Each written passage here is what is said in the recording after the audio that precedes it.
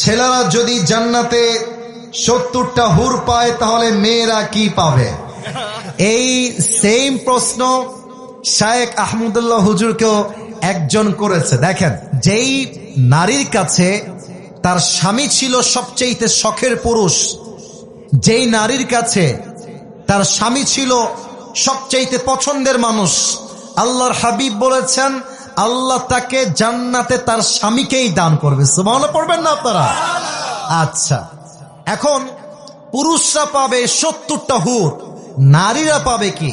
আপনাদেরকে বুঝতে হবে নারীর জন্য আসলে একজন পুরুষ হচ্ছে সবচেয়ে শোভনীয়। আচ্ছা দেখেন তো, দুনিয়াতে পুরুষের জন্য 4টা বিয়ে জায়েজ, নারীর জন্য কয়টা বিয়ে জায়েজ? এই যে কথা না বললে বুঝি কেমনে, কয়টা? তবে আল্লাহ তাআলা নারীকে এমন ভাবে পুরুষ দিবেন যে একজন পুরুষ নারীর জন্য যথেষ্ট হয়ে যাবে। সুবহানাল্লাহ পড়বেন না আপনারা সবাই?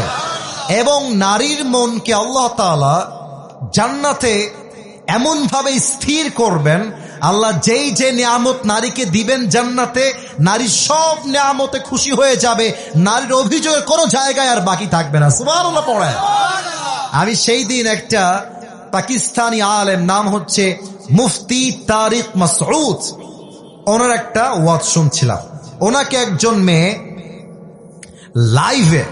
লাইভ চলছে, লাইভ একজন মেয়ে প্রশ্ন করছে, হুজুর अगर एक लड़के को जन्नत में 70 हूरे मिलता है तो हम जैसे लड़कियों को कितना मिलेगा?